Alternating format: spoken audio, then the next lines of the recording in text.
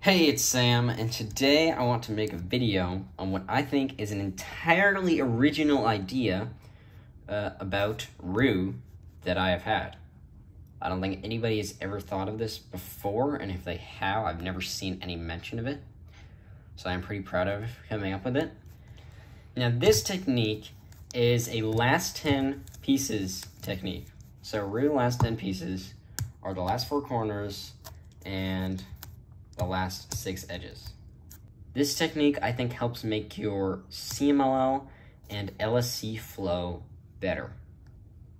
Now, this technique can only be used if you still are using 2-look CMLL. But while you do use 2-look CMLL, I think this might just be a little fun thing to do, since it's very easy to optimize your solves a little bit. Now, this technique consists of combining our CMLL and our LSC, sort of staggering them into a staggered last 10 pieces.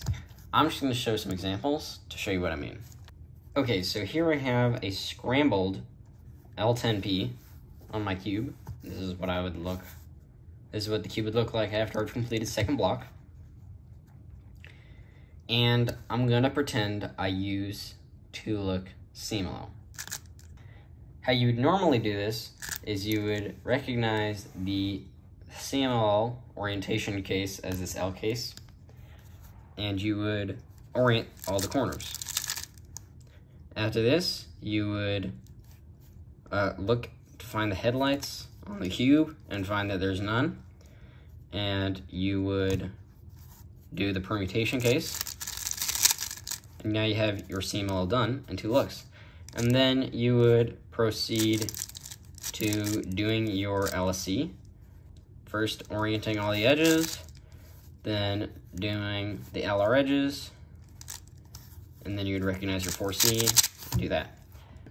Now, this L10P technique works a little bit different by staggering your CMLL and your LSC. What I mean by that?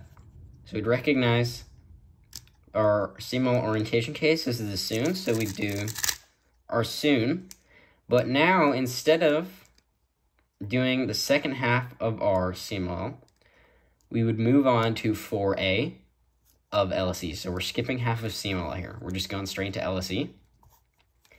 And we're going to orient our edges. And now we have our edges oriented. And then now, we usually go ahead and do LR, but what we're actually going to do here is we're going to go back to CMLL, and we're going to finish removing the corners. So, see these corners here, headlights, finish removing the corners.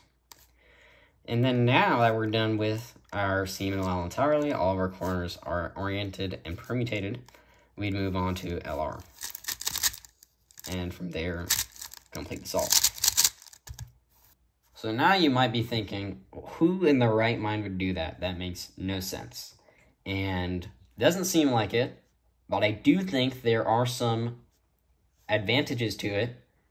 The main advantage of this technique lies in our look ahead and recognition. Here's an example. When we're first recognizing the first half of CMLL, the orientation step, it's very easy. All we need to do is look at where the yellow stickers on the corners are and determine what our case is. This is very simple, and we can do it from the top, side, almost any angle, because most of the information you're seeking is on the top. And any that's not, you can deduct. So we know this is a U case because the yellow sticker's not here, because if it was here, it would be a T case. But since it's not, it's a U case, and we know there's headlights here.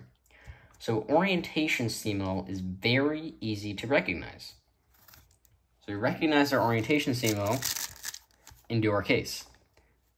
Now, normally we'd move on to our permutation CMLL. But this, you might notice, is harder to recognize. Now, I know you can recognize this from any angle. And just from this angle, I know that this is a diagonal swap, because these 2 corners are opposites. But that is harder to see in a solve, and even as a 13-second solver, often I will misrecognize my O CMLL cases, and I'll think it's an adjacent swap instead of a diagonal swap, or a diagonal swap instead of an adjacent swap. So a way to prevent this is by doing 4A before we move on. And this, while we're doing 4A, this will allow us to look around the cube and see what is actually on the sides. So while I was doing that, I was looking around the cube and I noticed I didn't see any headlights. And this allows me to know, okay, this must be a diagonal swap because there were no headlights anywhere, even though I was doing these U moves all around the cube. So then I would go straight into my Y perm, already knowing what I needed to do. So right after I finished my 4A, my fingers would be ready to go for Y perm. But while I'm doing my Y perm, I don't have to think about my Y perm because I already know my Y perm needs to be done. I can be thinking about something else. So I'll start thinking about the LR edges. And I will see that my LR edges are right here and right here. So while I'm doing the Y perm, I know they're going to end up exactly right here because the only edges that switch are these ones. And then I'm just going to be able to continue into them. Smooth. That's why I think that this staggered CMLL strategy is very good. Because your orientation recognition is easy. You can do it from the top, no problem. Then when you get to your permutation recognition, it can be a little bit more tricky. So it's helpful to do your 4A while looking around the cube to see if there's any headlights. And then once you recognize what your permutation CMLL case is, while you're executing it, you can be thinking about LR edges, and everything just flows super nicely. So if you're still using 2-look CMLL, I highly recommend you use this technique, and make sure to tell me in the comments what you think about it, whether or not you're going to start using it, and if you're not going to, then tell me why you don't think it's a good technique. I hope you enjoyed the video, and I will see you in the next one.